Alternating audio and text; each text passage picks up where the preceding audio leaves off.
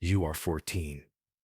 The Nile is breathing mist, and the sun has not yet broken through the smoke of the temple fires.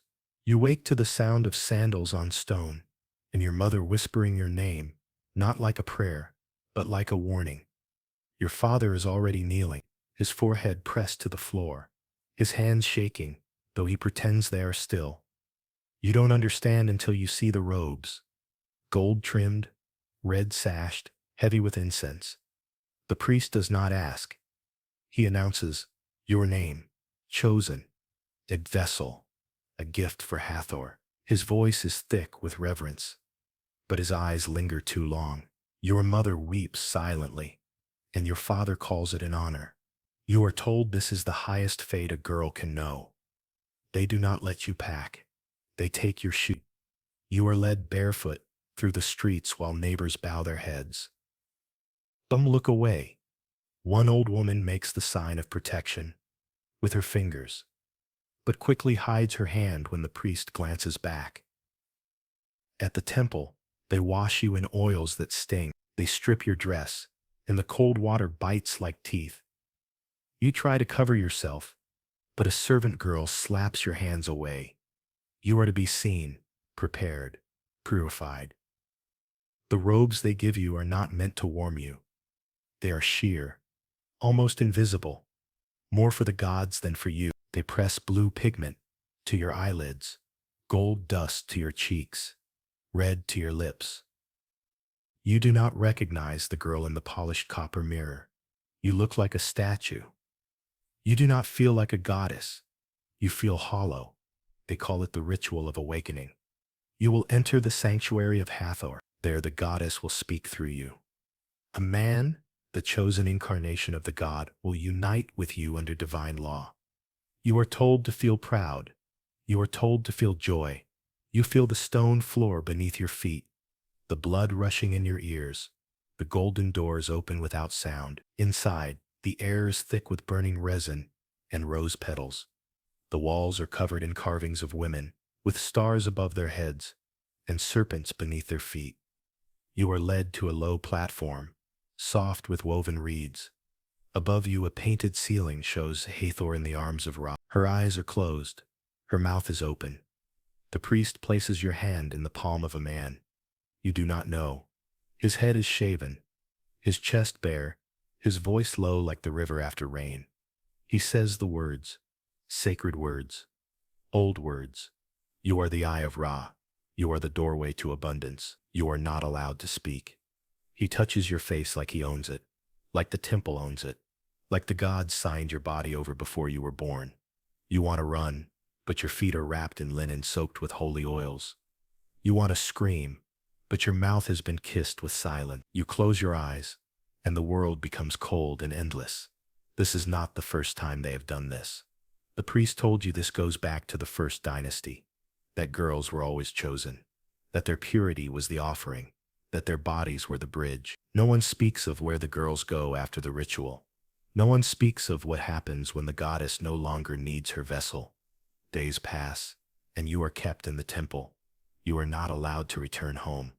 They say you belong here now, a living statue, an eternal bride. Other girls are brought, younger, quieter. You are told to train them, how to lie still, how to smile without showing teeth, how to keep your hands from shaking. You do not tell them the truth. There are no words for the truth. You see one girl bite the priest's hand. She is never seen again. You begin to forget the sound of your own name. Each night, the hymns echo through the stone. Each morning, you wake with a new bruise beneath your painted skin. They say the gods are pleased. They say the harvest will be bountiful.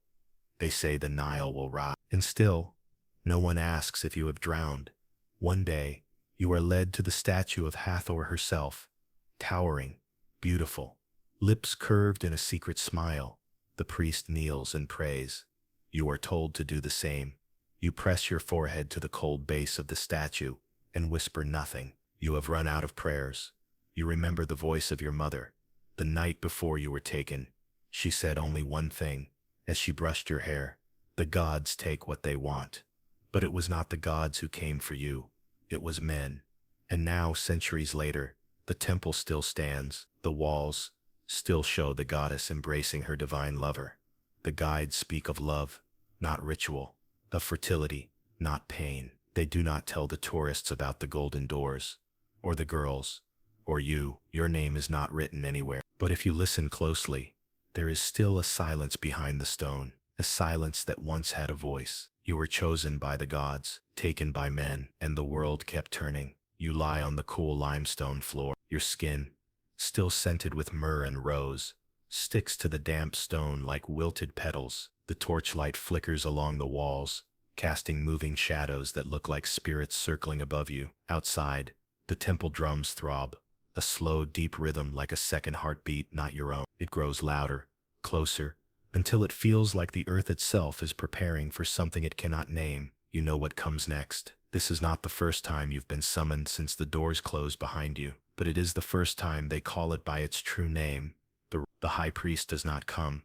Instead, they send a senior one, older, with eyes like cracked ivory and hands that never tremble. He bows before the statue of Hathor. You do the same, though you no longer believe the goddess listens. They say this is the sacred union. They say you are the living vessel, through which divine love is poured into the world. But your body tightens in fear. You are taught that Hathor's blessing must be awakened through touch, through pain, through surrender. This is how the Nile is pleased. This is how the land stays fertile. This is how the gods are kept from turning their eyes away. You want to run. You do not. No one ever does. Your limbs go still, not because you are calm, but because you have learned that stillness invites less cruelty than resistance. The priest chants words older than writing, names of deities and kings and spells that no longer belong to any human tongue. He moves with slow purpose, as though every action is part of a ceremony handed down from eternity. His hand reaches for your thigh. You close your eyes.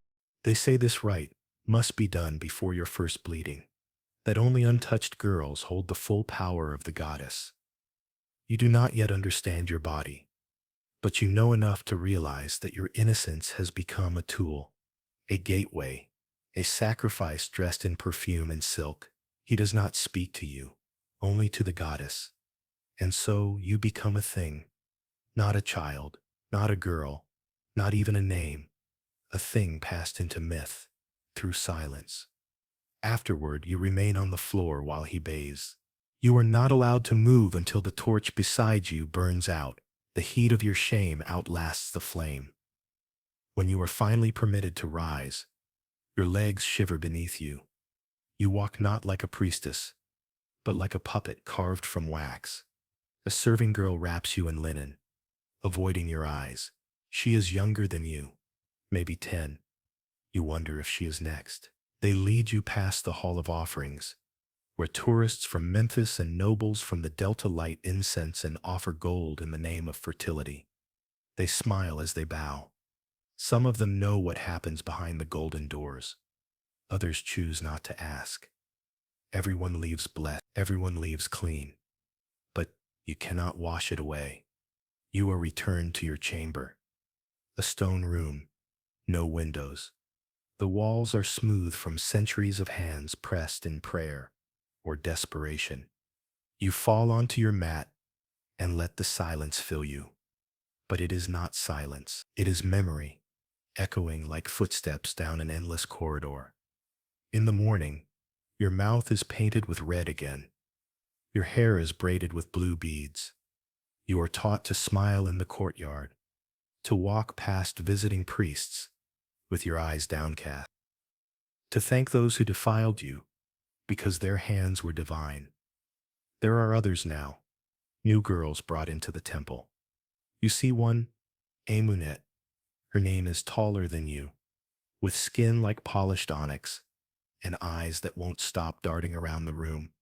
She cries the first night, loudly, until a servant comes and hushes her with a firm hand. The next morning, she cries less. The day after that, not at all. You watch this happen again and again, with Tahira, with Mena, with girls whose names you forget, but whose trembling remains the same. Each time they disappear into the sanctuary, they return smaller, quieter. They cry a little less with each visit, until the crying stops. And then they are ready. One girl resists, bites a priest's hand, screams that she is a child, that she wants her mother. You never learn her name. She is gone the next day. The priest says she was unfit, tainted, he whispers, unworthy of the goddess. You are reminded that silence is not just survival, it is salvation. And yet, you begin to notice something no one speaks of. Every few nights, one of the girls vanishes, not during ceremony, not with warning, just gone. Her mat left empty, her beads still hanging from the wall. No one asks where she went. No one dares. You hear the priest say that some girls are taken to serve in other temples, others become brides of the gods, hidden away in the crypts for eternal meditation. But you don't believe it. The servants avoid those rooms, the ones that smell too sweet, too silent. Every night the gods demand devotion. Every morning, another girl disappears into the stone. You try to remember how many have gone, but the number slips through your hands like sand. One day, you find a faint carving in the corner of your chamber. Just 5 words, I am not the first. It is barely visible, scratched with something blunt, desperate. You press your fingers to it and close your eyes. Your body no longer feels like yours. Your name, once sacred, now tastes like ash. But the words remind you, you are not alone, and maybe, just maybe, not forgotten. Outside, the drums begin again. You rise without being called and walk toward the sanctuary. You walk toward the sanctuary, as you have before, but tonight, something is different. The air feels thicker, as if it knows what's coming. The scent of incense is stronger than usual, cloying and bitter. Your feet follow the path without thought, but your mind is elsewhere, haunted by the faint carving behind your sleeping mat. I am not the first. Later that night, when the torches dim and the priests retire to their chambers, you do not sleep. You wait. The sound of footsteps tells you someone is coming, not the heavy boots of authority, but the slow, careful shuffling of someone forgotten. It is the old servant woman, the one who never speaks, who carries water with her back bent like a question. She pauses outside your chamber, and for the first time, she looks at you, really looks. Then, without a word, she turns and walks away. You follow her. She leads you past the cisterns, where the temple's water is drawn, past the pillars carved with eyes and feathers, past the lotus pool, where young girls are sometimes drowned in honeyed wine to cleanse their sins. Her hand reaches for a seam in the stone, a crack, barely visible, and she pushes. A narrow passage yawns open. You duck through, brushing against walls, slick with time. The stone whispers secrets in the dark. Cobwebs cling to your arms, and the air grows colder with each step. You descend, further than you thought the temple reached. Below the chants, below the gold, below even the bones. Then in a chamber carved with forgotten names, she stops. Before you, lying among shattered statues of Osiris and Anubis, is a scroll. Its wrapping is faded, the edges torn. You kneel, trembling, and untie the brittle linen that holds it together. The old woman lights a small clay lamp and leaves it near your side. She says nothing. She only bows once, low and long, and disappears back into the dark. You begin to read. The words are old. The script is not what the priests teach, but you understand. It is a document from the reign of Akhenaten, the heretic pharaoh, the one they curse in whispers, he who dared to erase the gods and speak of one son, he who tried to break the temples and their power. But the scroll is not about Atan. It is about you. It tells of the rites practiced in the name of fertility, of young girls chosen as vessels, of the sacred defloration ceremonies performed beneath painted ceilings. It speaks of the Heka, the spell work priests claim justifies the act. But the author of the scroll does not defend it. He calls it what it is, state-sanctioned rape, written plainly, as if daring the world to see it. It speaks of others, of priests who tried to stop the rituals, who refuse to anoint girls with oil and lies. It speaks of their punishments, strangled in the sanctuaries, burned beneath their own altars, their names erased from stone, their memories purged like poison. It speaks, too, of the girls. Some were too young, some bled too early, some resisted. They were labeled failed vessels. They were buried beneath the crocodile pools, beneath the sacred figs, beneath the hall of mirrors, alive. Your hands tremble. You force yourself to keep reading. Akhenaten, it says, tried to end it. He stripped power from the temples. He condemned the rites. For a time the girls were safe.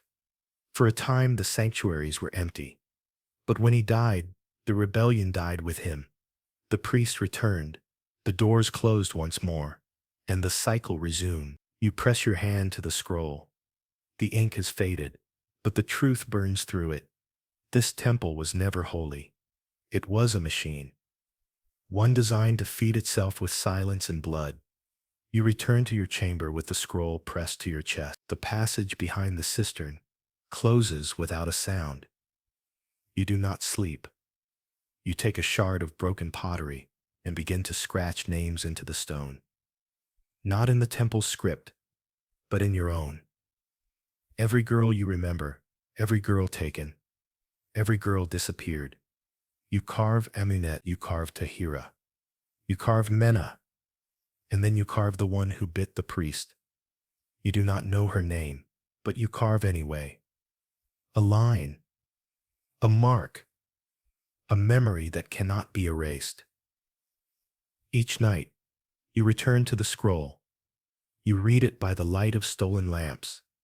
You memorize its lines. You are carried back to your chamber. You do not walk. Your legs are too weak. Your mouth is blistered and bleeding. You try to drink water, but even the touch of it is agony. The servant who lays you down does not speak, but her hands tremble when they pull the blanket over your shoulders. The next morning, the temple is quieter than usual. The priests patrol more often. The girls are more obedient. The rules are repeated again and again. You will not speak of what you saw. You will not ask questions. You will not enter the sanctuary without permission. You will not go near the cistern. And yet, the whispers begin.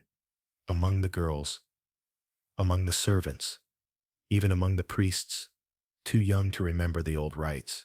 They do not speak your name aloud. But they know. They glance at you when they think no one is looking. They wait for you to fall, to vanish like the others. But you do not. You rest. You bleed. You heal. And then one night, a girl named Kia runs. She does not wait.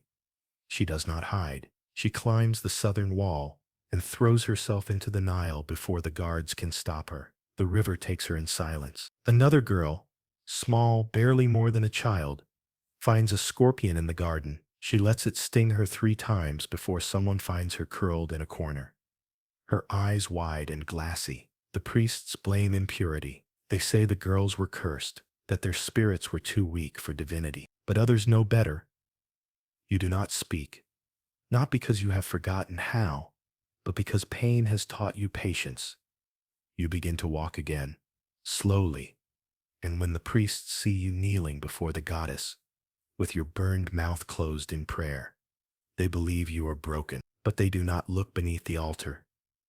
There, hidden between 2 slabs of stone, you carve your message, not with ink this time, but with a shard of the oil spoon they used to punish you.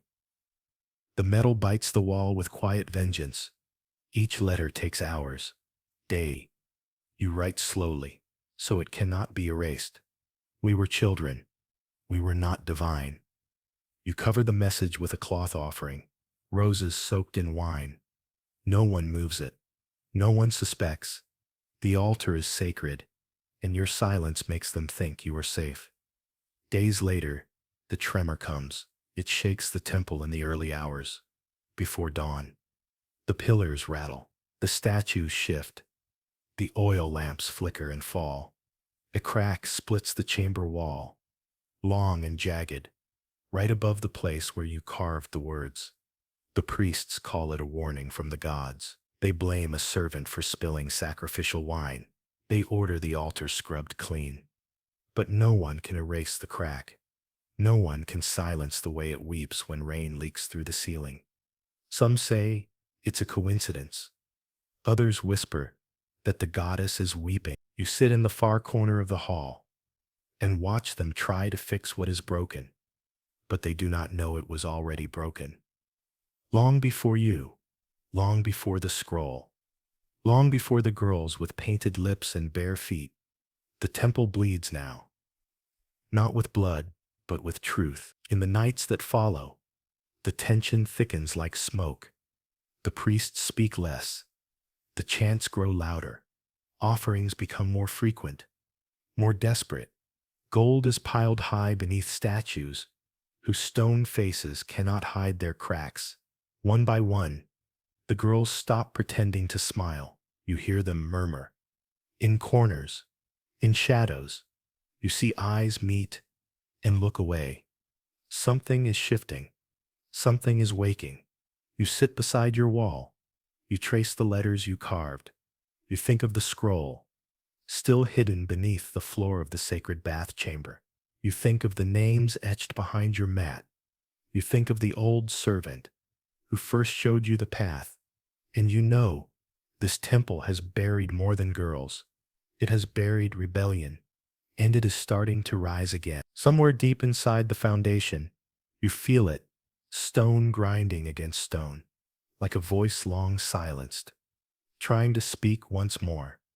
The priests say what is sacred must not be questioned, but the gods are quiet now. In the stone has begun to bleed. The stone had begun to bleed, and no one knew why. Not then, not for centuries. The temple cracked, the wall split, and soon after, the silence returned.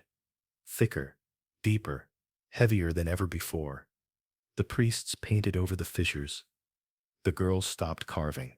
The scroll vanished, and Nufferty disappeared like the rest. No record of her trial, no burial, no farewell, only her words buried beneath a cloth, soaked in wine. We were children. We were not divine. And so time passed. The temple of Hathor, once brilliant with gold and incense, was swallowed by desert wind. Storms came and kings fell. New gods rose, and old names turned to dust. Sand filled the courtyard where barefoot girls had walked in silence.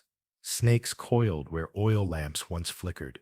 Walls collapsed inward, taking their secrets with them. What was once sacred became ruin. By the time the Romans came, they called it legend.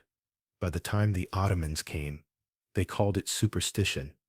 And by the time the British arrived, they called it opportunity. It was 1923 when the diggers set their eyes on the half-buried hill beyond Fayoum. The lead archaeologist, a sharp-jawed man with notebooks full of guesses, said the formation resembled a collapsed shrine. He brought students and hammers and shovels. They worked under the sun until their faces blistered, scraping through layers of sand, hardened like bone.